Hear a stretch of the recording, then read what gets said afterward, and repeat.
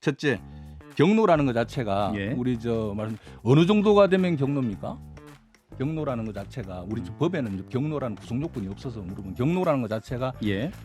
상당히 주관적인 평가예요. 음. 어떤 사람은 목소리 크면 다 경로는 아니거든요. 예. 경로라는 것 자체는 법률적인 의미나 평가는 아니고요. 그럼 내가 또 느껴야 돼요. 경로. 예. 맨날 목소리 큰 사람하고 대화한 사람은 웬만해서는 경로로 안 느껴집니다. 예. 그다음 두 번째는 뭐냐면 재수사 지시 그 틀린 말이에요.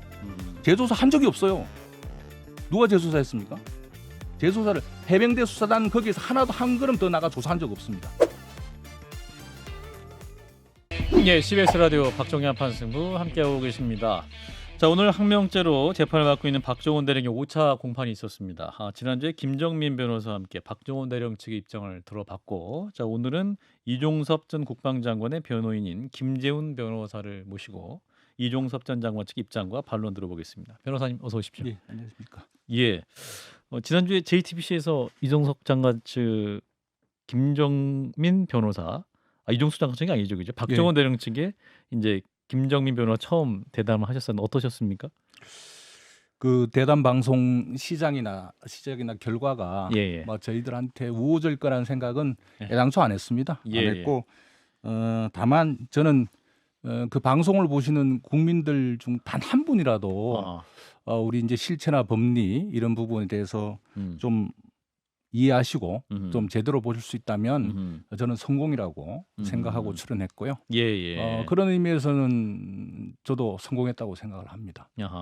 그리고 지금도 마찬가지 심정으로 나왔습니다. 그러시군요. 앞서 이제 말씀드린 것처럼 이제 오늘 박정원 대령의 5차 공판이 있었습니다. 이제 오늘 박 대령 측의 김규현 변호사는 이런 말을 했더군요. 기자회견에서 피고인이 유죄라는 건 검사가 입증을 해야 되는데 이 사건은 무죄 입증을 위해서 변호사들이 수사하는 이상한 재판이다라고 지적을 했는데 이 발언은 어떻게 들으셨습니까? 저도 공감합니다. 지금 저희들 보고 없는 것을 없는 것으로 없는 것을 없다고 입증하라는 그런 측면이 그런 걸 요구받고 있는 것 같습니다. 예. 네. 그러니까 저희들이 계속 주장하는 것이 도대체 우리가 무슨 지금 장관이나 장관의 지시를 받은 그 해병대 사령관 그리고 참모들 예전 법무관리관이라든지 뭐 검찰단장 이런 사람들이 한 행위가 왜 죄가 된다는 것인지 그 부분을 얘기하는데 그 얘기는 관대없고 너희들이 죄가 안 되는 걸 이런 의혹이 있으니까 너희들이 죄가 안 되는 것을 밝혀라 이런 얘기하면 참 없는 것을 입증하기 제일 힘듭니다. 예. 네. 그렇군요. 네. 그러니까 이제 실체적 진실이 없는데 이게 의혹만 커졌다 이런 말씀이시죠? 예, 그렇습니다. 예, 지금 오늘 저도 그 부분에 중점적으로 말씀드리려고 출석을 여기 예, 그렇군요. 자, 일단 사건 설명회에서 시기를 작년 7월 30일로 좀 돌려보면 해병대 수사단은 이종섭 당시 국방부 장관과 조사 결과를 보고를 했고 이종섭 장관이 결재를 했습니다. 그런데 다음 날인 7월 31일 날 또 경찰 입첩 보류 지시를 했죠. 당신 이첩 보류 지시가 과연 정당한 것이었는가? 이 부분이 또 쟁점이기도 한데. 네, 당연히 정당한 지시였습니다. 정당한 지시고 어떤 불법적인 부분도 있을 수가 없습니다. 일단 출발점에 말씀드리면 우리 국방부 장관은 법에 이렇게 돼 있습니다. 국방부 장관은 군사경찰 직무에 최고 지휘 감독권을 가지고 있습니다. 즉 군사경찰인 해병대 수사단 여기도 그 지휘 감독을 받는 예하 부대입니다. 군의 하부 조직입니다. 자, 그러면 이걸 전제로 하고 한번 볼까요? 전제로 하고 자, 이런 행위, 이런 장관의 지휘에서 한 부분이 지금 말씀하신 내용이 이상합니까? 저는 전혀 이상하다고 생각하지 않습니다. 그리고 7월 30일 날 보고를 받고 그 과정에서 이런 부분을 지적을 하고 다시 검토해라고 하면 아무 문제가 없는데 하루 지나서 장관이 고민해 보니까 그건 아닌 것 같아라고 해서 바꾸면 해가지고 취소하고 좀 더 보류하고 좀 신중하게 처리하자라고 하면 그게 갑자기 죄로 바뀝니까? 그런 법리는 없습니다. 근데 이제 상식적으로 당시에 이제 7월 30일 날 국방부 장관이 보고 결재가 완료된 상황이었잖아요. 되게 이제 회사 다닐 때도 사장이 결제 끝났는데 네. 그럼 사장이 결제 끝났으면 그게 완료된 사안인데 네. 다시 또 그게 뒤집혀지면 네. 사장님이 생각이 뭐 바뀌었다거나 네. 무슨 일이 있었던 것인가 네. 이런 의구심은 갖는 것이기 때문에 네. 이 과정 역시 뭔가 있는 거 아니야? 이렇게 또 국민들도 생각하시는 분이 있을 것 같아서. 이제 그 부분이 법리적으로 예. 저번에 아마 비슷한 케이스에서 심지어 인사 명령이 나고 누가 부임했는데 나중에 인사권자가 그 결정을 갖다 취소하고 바꾼 경우도 있습니다. 여러 가지 어떤 고려사항이 있었겠죠. 내가 예. 첫 인사할 때 처음 예. 할 때 그 부분에 대한 부분이 잘못됐다라고 하면 그렇게 바꾸어서 인사권자는 그걸 취소하고 다시 바꿀 수도 있거든요. 예. 마찬가지로 결재권자는 그 결재를 취소하고 바꿀 수도 있습니다. 이 왜 바꾸게 됐냐면 그 부분에 관해서는 그 경위를 좀 아셔야 되는데 가장 지금 결정적인 부분은 7월 28일 날 그 박대령이라고 하겠습니다. 예. 박대령이 유족들에게 이 장관한테 보고하기 전에 먼저 사실은 성역 없이 수사해서 민간 경찰로 이첩할 텐데 지휘고하를 막론하고 책임 있는 사람은 처벌받도록 하겠습니다라고 설명했으면 아마 문제도 없었고 이런 일도 발생 안 했을 거예요. 그런데 그 박대령이 이렇게 얘기했습니다. 해병 1사단장을 포함해서 8명 전원이 범죄 혐의가 있고 이 사람들을 다 형사처벌을 받도록 하겠습니다. 그런 취지로 유족한테 설명한 거예요. 물론 유족의 아픈 마음을 달래기 위한 박대령이 그건 이해되지만 사실 장관한테 보고하기 전에 해병대 사령관한테 보고하기 전에 사실 그 내용을 유족한테 먼저 얘기를 해버린 거예요. 그리고 다음 날 이제 우즈벡 출장이 예정돼 있던 장관한테 언론 브리핑 관련해서 장관님 보고 드릴 게 있습니다. 해병대 사령관. 그리고 박대령 이제 수사단장이 배석해서 보고를 하는데 그 장관한테 장관이 보고를 받으면서 7여 단장은 장하 높이 여기는 넘어선 입수하지 마라라고 얘기했고 그다음에 여군 중위하고 상사 같은 경우는 사실 간부인데도 수색조에 같이 편성돼서 어떻게 보면은 잘못하면 여기도 급류에 휩쓸려서 죽을 뻔했던 여군 2명이 있었습니다. 근데 그 사람이 지금 3사람도 피의자로 해가지고 민간 경찰로 넘어가는 그런 보고서였습니다. 장관이 지적을 했죠. 이거 좀 너무 심하지 않느냐. 내가 뭐 법은 잘 몰라도 사실 그 법률적인 부분이었다라고 하면 법무관리관이 배석해야 되는데 그날 대변인이 배석했습니다. 언론 브리핑 보고라고 그래서 그것도 왜냐하면 왜 그렇게 했냐니까 보안 유지 차원에서 그렇게 했대요. 근데 보안 유지 차원 같으면 유족한테도 얘기하면 안 되죠, 사실은. 근데 이제 그 장관이 이제 지적을 하니 그래서 장관이 지적하니까 이제 장관이 좀 결재하는 거랑 좀 찜찜하게 생각했을 거 아닙니까? 근데 뭐 사령관이 그랬는지 박대령이 그랬는지 장관께 이미 유족한테 이렇게 하기로 다 설명해 버렸습니다. 라고 하니 장관이 뭐 다른 선택 여지가 없다고 생각하고 29일 날 7월 29일 아니죠. 30일이죠. 7월 30일. 30일. 7월 30일 날 그 장관이 그래 수고했다라고 우측 결재란에 본인 사인을 합니다. 보통 다른 지휘관들은 그냥 내가 보고받았다면 체크만 하는데 장관님 약간 기획통이에요. 그리고 밑에서 열심히 고생했는데 거기 체크만 하는 거 좀 그래서 본인 사인을 했습니다. 근데 사인하고 난 다음에 정말 마음이 무거웠어요. 마음이 무거웠고 이제 다음 날 출국이잖아요. 다음 날 본인은 뭐냐면 뭐 군사보좌관도 우리 저 여군 중이랑 이런 사람들 힘들어할 것 같다라는 얘기도 듣고 하니까 장관이 마음이 무거운 참에 그래 내가 이렇게 일종의 졸속을 할 게 아니라 바로 잡아야 되겠다고 해서 사령관 잠깐 보류하자. 내가 저 우즈벡 출장 갈 때까지 그때 좀 검토해보고 그때 해서 다시 보고받고 처리해도 늦지 않는 거 아니냐라고 사령관한테 다음 날 그 바로 잡은 겁니다. 일종의. 그러니까 장관 혼자만의 생각이었다? 혼자만의 장관이 결정한 건 맞는데요. 물론 군사보좌관 얘기도 듣고 한 거는 맞습니다. 여러 가지. 그다음에 본인 스스로가 계속 마음이 무겁고 찜찜하기 때문에 본인이 마음을 바꾼 거예요. 자, 그런데 지금 이제 이 군사 경찰 직무법과 시행령 사이 약간의 충돌이 있긴 합니다만 이게 이제 박정훈 대령이 이제 헌병이잖아요, 그죠?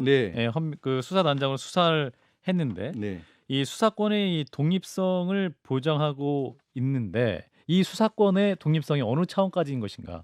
이제 아까 이제 변호사님께서는 이제 국방부 장관도 이 군사 경찰의 지휘권이 있다라고 말씀하셨는데, 그럼 그 지휘권과 수사의 독립성 사이에서는 충돌이 없는 겁니까? 충돌이 없는 게 아니라 지금 말씀하시는 것 중에서 일단 출발 전부터 좀 법리적으로 좀 틀린 부분이 있습니다. 간단히 말씀드리면 해병대 수사단에게 이 민간 이첩 대상 사건, 사망의 원인이 군에 있는 사건에 대한 수사권이 없습니다. 그러니까 군에 없습니다. 예. 예, 군에 있다라고 하면 예.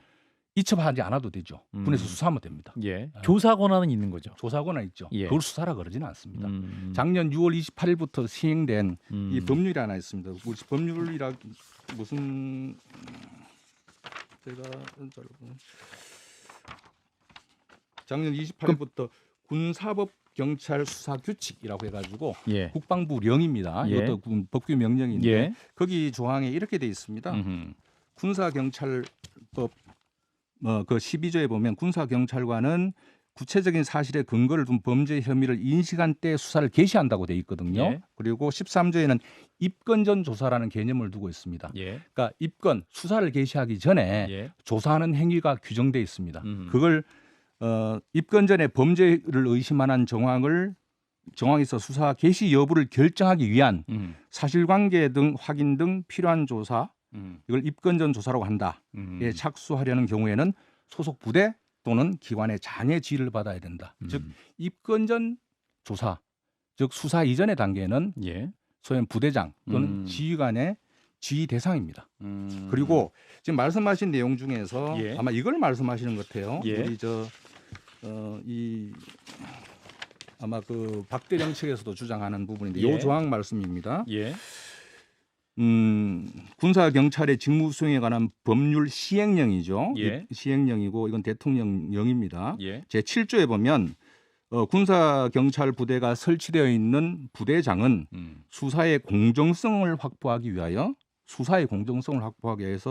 군사 경찰이 법 제5조 제1항 제3호에 따른 직무를 수행할 때 독립성을 보장해야 한다. 이 대통령령 있습니다. 예. 자, 여기서 보면 법 제5조 제1항 제3호가 뭐라고 되어 있냐면요. 5조는 법률입니다.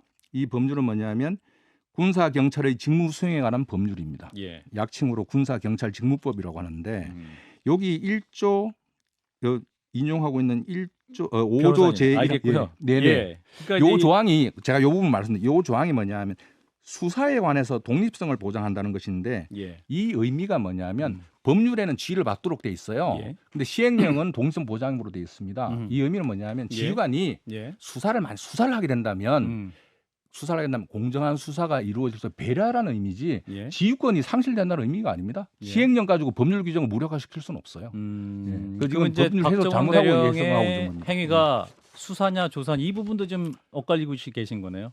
양쪽 변호인이 다. 그거는 박정훈 대령 쪽에도 물어보면 됩니다. 수사라고 하진 않을 겁니다. 수사 행위라고 분명히 말을 그건 했습니다. 법률 규정 수사의 갖다가 독립성을 계속 주장을 하고 아니, 있고 그것이 저도- 침해된 행위라고 말을 하고 저도 있고. 거기 가서 수사냐고 물어봤어요. 예. 수사는 아니라 그래요. 넓은 의미의 수사라고 합니다. 예. 넓은 의미의 수사에는 입건전 조사, 내사도 포함은 되지만 예. 우리 법령에서 말하는 수사에는 들어가지 않습니다. 자, 네. 또 이첩 당일 네. 11시 45분경 이종섭 전 국방장관이 네. 또 028000으로 시작하는 번호, 네. 그러니까 대통령실 전화였는지를 여부를 두고 네. 이제 굉장히 쟁점이 있죠. 당시 무슨 통화 내용이었을까 이 부분인데 네. 이 부분 내용이 밝힐 수 없다는 입장이 신경을. 예, 그렇습니다. 왜 그렇습니까? 네, 그거 설명을 드릴게요. 예.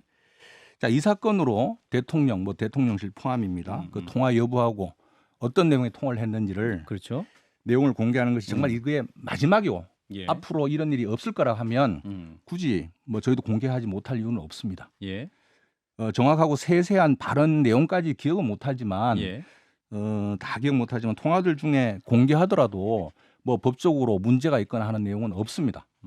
그런데 자, 이번에 저희가 이제 공개를 하면 예. 대통령과 통화를 했고 이런 내용의 대화를 했다라고 하면 예. 향후 민감한 사안들에 대해 국정 현안이 있을 때마다 저번에 국방부 장관도 공개했다. 얘기했다. 예. 왜 공개 못하냐라는 게 계속 문제가 될 겁니다. 예. 그리고 그 공개에 대비해서 자 이제 공개가 된다 그러면 공개에 대비해서 공개 내용을 메모를 한다든지 메모한 거 부족하니까 녹음을 할 거 아닙니까? 예. 그런 문제가 생기겠죠. 녹음도 해야 되고 그러면 향후 대통령하고 참모들 사이에서는 이 활발하고 원활한 의사소통 기대하기 어렵습니다. 왜? 이 내용이 이 대통령이 그러면 밑에 공무원들도 마찬가지겠고요. 예. 앞으로 공개돼서 이 부분에 대해서 누가 어떤 얘기를 했다 한다 그러면 말하는 데 있어 가지고 능동적으로 편하게 얘기를 못 합니다. 의사결정 과정에서요. 예. 일 못 합니다, 실제로. 우리가 아마 그 의사결정 과정에 있는 그 공무원들 사이의 대화 내용은 그 부분은 이제 네. 모든 어떤 업무 관련 대화가 사법적 이슈는 될 수 없기 때문에 예, 없었는데 생기면 현안이 돼서 문제가 되면 예. 그것을 이의를 제기할 때마다 다 공개를 해야 되거든요. 예. 그러면 그래서 028002 그럼 대통령과의 통화였습니까? 그 부분에 대해서는 제가 밝힐 수 없다고 얘기했습니다. 대통령실 번호는 맞지 않습니까? 근데 대통령실 번호인데 누구랑 어떤 내용 통화를 했냐는 밝힐 수 없다고 말씀드렸고요. 예. 자, 제가 무엇보다 이 부분 말씀드리고 싶은 거는 뭐냐면 아까 말씀드린 것처럼 저희는 장관의 행위가 아무런 위법 사항이 없다고 예. 계속 강조하고 있습니다. 근데 그 배우가 누구냐? 이 전화 때문이냐라고 한 걸 자꾸 지금 의혹을 제기하는데요. 예. 그렇다면 이거는 그렇게 물을 게 아니라 이렇게 해야 돼요. 자, 저희한테 뭐냐면 예. 야, 국방부 장관 너 이런 위법 행위 했지 않냐? 그거 누가 시켰어? 라고 하는 게 순서지 않습니까? 예. 그럼 저희의 위법 행위부터 먼저 얘기를 해줘야 되는데 그거에 대해서 아무 관심이 없어요. 저희가 뭐냐면 행정기관 행위는 뭐냐면 객관적으로 표출된 것을 객관적으로 평가해야 됩니다. 객관적으로 저희가 행위가 있어요. 국방부 장관과 우리 국방부 부하들, 뭐 해병대 사령관 참모들 행위했는데 예. 그 행위가 어떤 위법 행위인지를 사람들이 관심이 없습니다. 그 아무 죄가 안 됩니다. 그러니까 이제 네. 의혹 자체는 네. 처음에는 문제없이 수사 내용이 이첩이 되려고 했다가 네. 이첩되지 않은 부분, 네. 그 전화 통화 이후에 또 여러 가지 바뀌었던 부분, 그 부분에 의혹이 있는 것이고, 그래서 네. 전화 내용이 무엇이고 네. 그 내용이 명확하게 밝히지 않으시기 때문에 국민들 보시는 입장에서 이게 밝혀야 될 의혹이 너무 많은 거 아니냐 이렇게 의심하시는 거 아닙니까? 오히려 죄가 없고 그런 게 없으면 더 밝히기 위해서 털고 가면 되는 거 아닙니까? 그 제가 방금 말씀드렸습니다. 예. 이 요건만 있으면 예. 아무 그걸 터는데 문제가 없어요. 예. 근데 그렇게 하는 부분이 잘못된 선례가 되기 때문에 예. 말씀드린 거고 방금 냈는데 의혹이라는 게 예. 어떤 의혹입니까? 제가 그러니까 의혹이 어떤 의혹? 그러니까 외부 압력에 의해서 예. 이첩 지시가 다시 번복이 됐던 부분들. 제가 왜 묻냐면 의혹이라는 부분이 의혹이라는 것 자체는 나쁜 짓 범죄하고 연관성이 있어야 되지 않습니까? 예. 그죠? 예. 그럼 의혹이 되려 그러면 자, 이 대통령이 뭔가를 지시해서 이첩 보류를 지시해 가지고 예. 장관이 이첩 보류한 거 아니냐? 음흠. 대통령이 또 최근 그 처음에 말씀드린 야, 사단장 빼라. 예. 사단장 빼라라고 해 가지고 이첩 보류. 그러니까 두 가지를 지금 의혹으로 말씀하시는 것 같아요. 그죠? 예. 그런데 일단 제가 이게 정말 범죄가 맞습니까? 그 이첩 보류한 것 자체가 그부터 저는 의문이고요. 무슨 죄가 되는 것인지 이첩 예. 보류한 게 무슨 죄가 되는 건지 저는 도저히 이 범죄로서 관념이 안 돼요. 이 피의 사실이 지금 실제로 하나 좀 극단적으로 사단장 빼라 그랬는데 결국은 경북 경찰청에 예. 어떻게 됐습니까? 사단장이 수사 대상으로 넘어갔습니다. 예. 그럼 장관이 대통령 말을 안 들은 셈이에요. 좀 이상하지 않습니까? 장관이 사단장 빼라 그랬는데 예. 정작 사단장은 음흠. 국방부 조사본부에서 재검토해가지고 경북 경찰청에 넘어가서 지금 수사받고 있습니다. 예. 오히려 뭐냐면 사단장 빼라는 의혹 제기대로 한다 그러면 장관은 대통령에 대한 항명입니다. 자, 그래서 또 하나의 쟁점 대통령의 경로 부분인데 이제 대통령이 이제 경로가 어떤 내용으로 화가 냈는지 이 부분이 중요하다. 그리고 그 이후에 이첩이 결정됐다면 경로 내용이 어떤 것이었는지도 의문이다. 이렇게 이제 주장을 하고 있는데 이러한 주장 어떻게 들으셨습니까? 네, 맞습니다. 그 경로라는 것 자체가 법률적 의미가 없기 때문에 예. 지금 이제 우리 일반 법적으로 말하면 어떤 내용의 말을 하느냐가 아주 중요하죠. 그 예. 내용, 예. 즉 누가 장관에게 불법 위법한 행위를 시켰느냐라고 하면 의미가 있습니다. 예. 그런데 그런 관점에서 보는데 그 전제가 뭡니까? 장관의 위법하고 불법한 행위예요. 예. 근데 장관의 위법한 불법 행위가 없습니다. 장관이 위법하고 불법에 관심이 없고 그런 행위가 존재하지도 않는데 예. 위법 불법하지 않은 행위를 누가 시켰어? 이 묻는 거하고 똑같은 거예요. 그래서 그 부분이 의미가 없다는 겁니다. 장관의 네. 위법이 발생하지 않았기 때문에 네. 그 뭐 지시 자체가 중요한 지시가 아니다라는 게 변호사님 주장이시고. 호기심의 영역이죠. 근데 이제 박대령 측의 주장은 네. 대통령의 경로와 재조사 지시가 사실이라면 네. 대통령도 직권남용이다. 법률적으로 직권남용이 성립할 수 있다라는 주장을 하는데 여기는 어떻게 반론하시겠습니까? 그 부분 내가 볼 때 일단 첫째 경로라는 것 자체가 예. 우리 말씀 어느 정도가 되면 경로입니까? 경로라는 것 자체가 우리 법에는 경로라는 구성 요건이 없어서 물어보면 경로라는 것 자체가 예. 상당히 주관적인 평가예요. 어떤 사람은 목소리 크면 다 경로는 아니거든요. 예. 경로라는 것 자체는 법률적인 의미나 평가는 아니고요. 그다음 내가 또 느껴야 돼요. 경로. 예. 맨날 목소리 큰 사람하고 대응한 사람은 웬만해서는 경로로 안 느껴집니다. 예. 그다음 두 번째는 뭐냐면 재수사 지시 그 틀린 말이에요. 재조사 한 적이 없어요. 누가 재조사했습니까? 재조사를 해병대 수사단 거기에서 하나도 한 걸음 더 나가 조사한 적 없습니다. 그걸 검토해서 예. 해병대 수사단이 해병대 수사단이 개진한 의견이 예. 적정하지 않았기 때문에 이 의견이 적정한지를 검토해서 그 자료 그대로 경찰청으로 갔습니다. 여군 장교 중위하고 상사 이 사람을 피의자 이건 너무 과해. 그다음에 1사단장 7여단장 등 4명 같은 경우는 이 부분에 대해서 우리 업무상 과실치사라는 게 굉장히 어려운 법리라서 예. 이 부분에 관해서는 좀 더 검토가 필요한데 수사는 필요해. 이 사람들을 수사 대상으로 넘겨. 그래서 대대장 2명은 우리가 봐도 이건 혐의가 있는 것이니까 고발인 택이고요. 고발해서 경국청 고발 형식으로 넘어간 거고 4명 1사단장 7여단장 포함한 이 4사람은 수사의 필요성이 있다 해가 수사 대상자로 수사 의뢰를 했습니다. 예. 지금 수사 받고 있습니다. 즉 여기서 말씀드리는 지금 박대령 측 주장에 경로하고 재수사 지시는 하나는 법률적으로 아무 의미 없는 경로란 부분. 그다음 재수사 지시라는 것은 재수사를 지시한 적이 없습니다. 그래서 이걸 전제로 하는 주장은 틀린 거고요. 극단적으로 하나 더 말씀드리면 아까 방금 얘기했는데 대통령이 경로했으면은 대통령도 직권남용이 될 수 있다라고 말씀하셨지 않습니까? 예. 피해자가 누굽니까? 예. 피해자가 대통령이 경로하면 만약에 대통령이 경로했다면 피해자는 그 경로의 상대방이 될 것입니다. 예. 국방부 장관이에요. 국방부 장관이 피해자입니다. 그 논리대로 하면. 직권남용 상대방 국방부 장관이잖아요. 경로 자체가 위력이 될 수 있고 경로로 인해서 수사의 방향과 수사 대상이 바뀔 수 있다면 대통령의 그 경로가 수사에 영향을 미쳤다고 볼 수 있는 거 아닙니까? 수사가 아니라니까요. 지금 이제 수사를 한 적이 없습니다. 해병대 수사단은 수사를 한 적이 없어요. 법률상의 수사를 권한 수사를 위한 기초 조사로 이제 해병대 수사단장이 넘겼기 때문에 그 조사 자료를 바탕으로 수사를 하는 것이죠. 그건 경북 경찰청에서 하는 거죠. 예. 네. 그럼 경북 경찰이 받는 그 자료 자체도 문제 어떤 방향을 영향을 미쳤기 때문에 그 부분도 수사에 영향 미친 거 아닙니까? 영향 하나도 안 미쳤는데요. 경북 경찰에 자료 빠진 거 하나도 없습니다. 조사 내용 은폐된 것도 하나도 없고요. 자, 그리고 이제 또 하나의 장점은 시간이 별로 없네요. 그 대통령이 8월 2일에 대통령의 개인 휴대전화로 이종수 장관과 3번의 통화를 나눈 걸로 알려지면 이것도 좀 논란이죠. 예, 김정민 변호사 측은 이게 이제 대통령과의 3차례 통화한 다음에 최상병 사건 조사 기록 일체를 수거해 갔다 이 부분인데 이 부분에 대해 반론해 주십시오. 그 부분에서 분명하게 말씀드린 것은 그 통화 내용 부분에 관해서는 저희들이 이제 밝힐 수 없다고 일관적으로 말씀드렸는데요. 하나 분명히 말씀드리고 싶은 부분이 있습니다. 제가 이거 하나 정리한 조금 찾아볼게요. 1분이 남았습니다. 1분 남았습니까? 그럼 간단하게 말씀드릴게요. 일단 뭐냐면 거기 이제 박대령 측의 주장은 뭐냐면 그 통화는 기록을 원본을 해소해라라는 그 지시로 보인다. 그러고 난 다음에 원본 기록 해소됐다는 그런 취지 뉘앙스 같은데요. 첫 번째.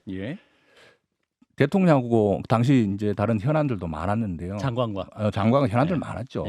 그때 우즈벡 출장 중이었고 대통령하고 장관이요 기록 원본 해소해라 이런 대화를 나눌 만큼 그렇게 한가하지 않습니다. 두 번째 국방부 장관이 그 박정훈 대령에 대한 인사조치 검토 지시는 그 통화가 오기 전에 그 다음에 그 국방부 검찰단장에 대한 항명수사 지휘는 그 대통령의 전화 오기 전에 이미 이루어진 상태입니다. 거기에 따라서 이미 절차가 진행 중인 상태예요. 그 대통령의 통화하고 무슨 인사조치라든지 그 검찰단장 수사가 대통령의 지시에 따라서 이루어졌다는 부분은 시간상으로 통화 기록상으로도 맞지 않는 얘기입니다. 예, 시간이 다 돼서 일단 오늘 여기까지 말씀을 드려야 될 것 같습니다. 벌써 그래 됐습니다. 자, 이종섭 장관 측 변호인 김재훈 변호사였습니다. 오늘 말씀 고맙습니다.